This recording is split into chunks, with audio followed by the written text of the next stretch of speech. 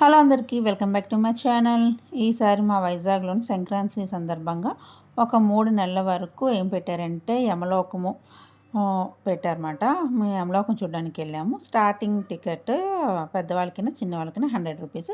Starting వెళ్ళిన వెంటనే ఇది కొట్టండి, అందరికీ లేడీస్కి కావాల్సిన హెయిర్ బ్యాండ్, క్లిప్పులు, గ్లాసులు అన్నీ అన్ని ఐటమ్స్ దొరుకుతాయి మనకి. ఏమైనా కొనుక్కోవచ్చు. ఒకరు 20 రూపీస్కి కూడా అమ్ముతున్నారు. ఇవన్నీ 40 రూపీస్ అంట ఇక్కడ. తర్వాత 20 రూపీస్కి అమ్ముతున్నారు, అన్నీ అమ్ముతున్నారు. ఇవంతా అయిన తర్వాత స్టార్టింగ్ వస్తుంది, ఇంకా వచ్చేసింది అదేమాట యమలోకం.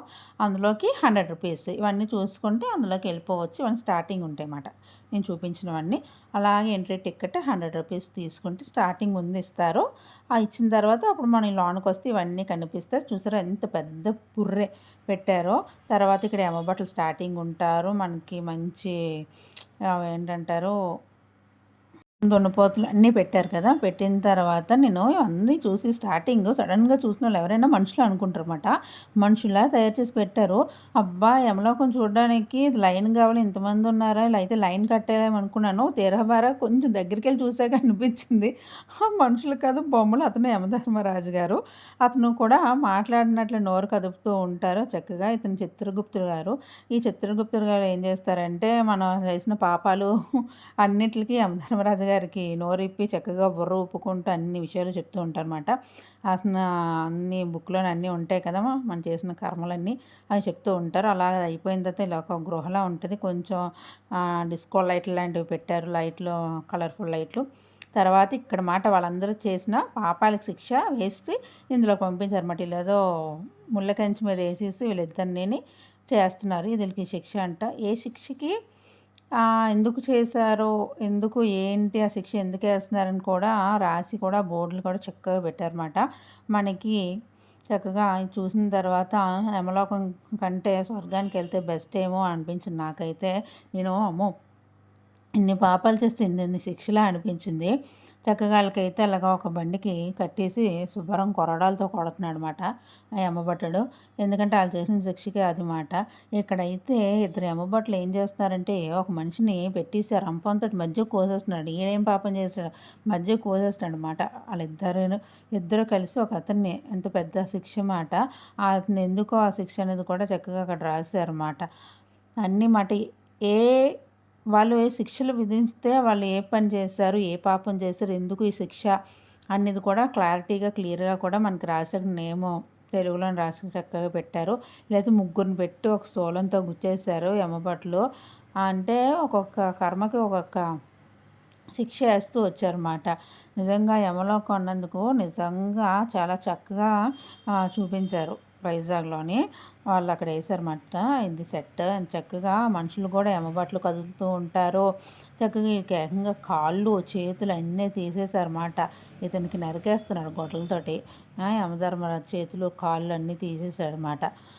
అలాగా అంత బాగా అవి కూడా మనుషులు కూడా అలాగే రియల్గా అవి కూడా కదులుతూ ఉన్నాయన్నమాట. బొమ్మలు కానీ యమబట్లు కానీ కదిలినట్లాగా చాలా బాగా కరెంట్తో పెట్టి ఇచ్చేసి అన్నీ చూస్తున్నారా.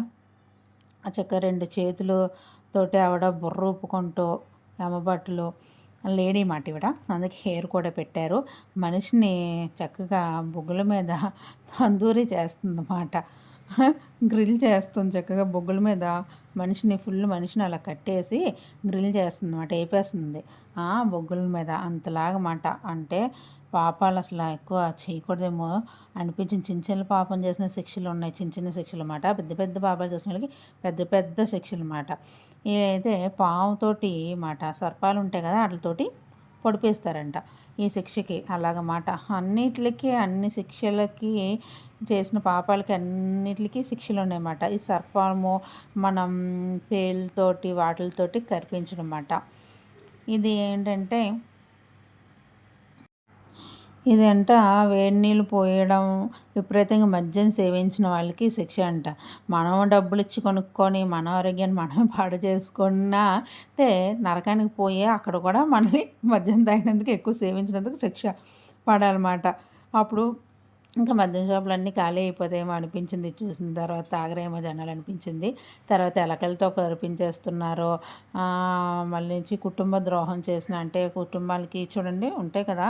ఆస్తి తగుల్లో గాని తమ్ముడికి ఎక్కువ ఇవ్వకుండా అన్నీ ఎక్కువ తీసుకోవడం, అన్నీకి ఎక్కువ ఇవ్వకుండా తమ్ముడు ఎక్కువ తీసుకోవడం, అలాంటి పనులు చేసినా, ఏం చేసినా ప్రతి దానికి ఒక్కొక్క దానికి ఒక్కొక్క శిక్ష మాట. ఇంకా ఫైనల్‌గా ఇంకోటేంటంటే ఇక్కడ సోలాలతో గుచ్చేస్తున్నారన్నమాట. మొత్తం సోలదండన అన్నట్లాగా స్థూలాలతోటి మాట ఇతర శరీరాన్ని కావాలని తీవ్రంగా విధంగా గాయపరుస్తారు కదా! అంటే ఇతరులను బాధ పెట్టిన ఆళ్ళ శరీరాన్ని కొంతమంది వేడి నీళ్ళు పోసేయడాలు, కాల్చేయడాలు కూడా చేస్తూ ఉంటారు కదా! అలాంటోళ్ళకి స్థూలాలతో శిక్ష.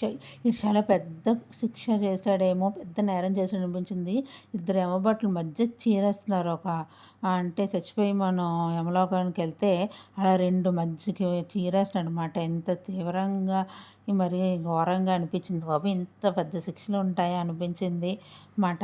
ఇవైతే రాబందులు పీక్కొని తింటాయని చూడండి అది మాట. రాబందులతోటి పీక్కొని తినిపిస్తున్నారు. ఆ రాబందులు కూడా చక్కగా బుర్ర పైకి కిందకి, పైకి కిందకి చక్కగా ఊపుతున్నాయి రాబందులు కూడా. ఇక్కడ ఇంకోటేంటంటే అమ్మకి అబద్ధం చెప్పినా కూడా శిక్షేనంట. ఎవరైనా అమ్మలకి అబద్ధం చెప్పకుండా ఎవరైనా ఉంటారా చెప్పండి? ఎవ్వరు ఉండరు కదా! ఏదో టైంలో ఎక్కడో ఒక్కడ అమ్మకి అబద్ధం చెప్తాం కదా! ఇంకా చూసారండి ఇంకెవరు అమ్మలకి అబద్ధం చెప్పరేమో అనిపించింది.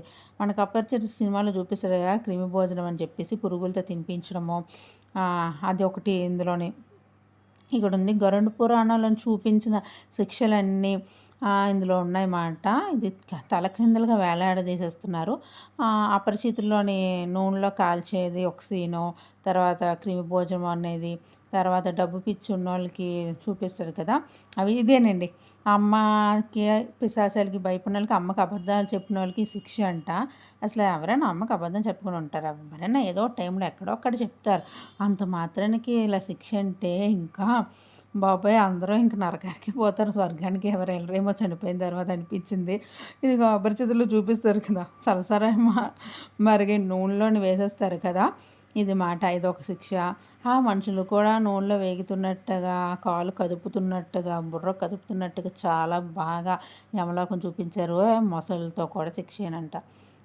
అప్పుడు అందుకే అనిపించింది యమలోకం కంట స్వర్గమే బెస్ట్ ఏమో.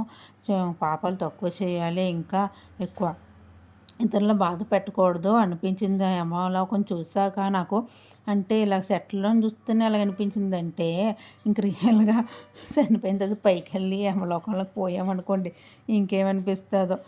తప్పు చేసినోడికి శిక్ష తప్పదు. చక్కగా అవన్నీ చూసాక ఫైనల్ హమ్మయ్య! ఇంకొచ్చేసాం స్వర్గానికి. మంచిగా మనకి హ్యాపీగా దేవేంద్రుడు కనిపించేస్తాడు ఇంద్రుడు. చక్కగా రంభ, ఊర్వశి, మేనకలు మంచి వైట్ ఏనుగు ఉంటుందన్నమాట ఐరావతం. చక్కగా దానిపైన దేవేంద్రుడు కూర్చుంటాడు. కూర్చున్న తర్వాత స్వర్గాన్ని చాలా షార్ట్ అండ్ స్వీట్‌గా చూపిస్తారు. ఇంకా కొంచెం ఎక్కువ చూపిస్తే బాగుండు అనిపించింది. నరకాన్ని మటుకు చాలా బాగా చూపించారన్నమాట. ఫైనల్‌గా వెంకటేశ్వర స్వామి దగ్గరికి వచ్చేస్తాం. వెంకటేశ్వర స్వామి దర్శనం చేసుకొని బయటకు వచ్చేయడమే మాట. ఇది బీచ్ రోడ్‌లోనే ఆర్‌కే బీచ్‌లో ఉంటుంది. నేను కిందన అడ్రస్ ఇస్తాను. 3 మంత్స్ ఉంటుంది. ఎవరైనా చూడాలనుకుంటే వైజాగ్‌లో ఉన్న వాళ్ళు చూడండి. మరొక వీడియోతో మళ్ళీ కలుస్తాను. బాయ్.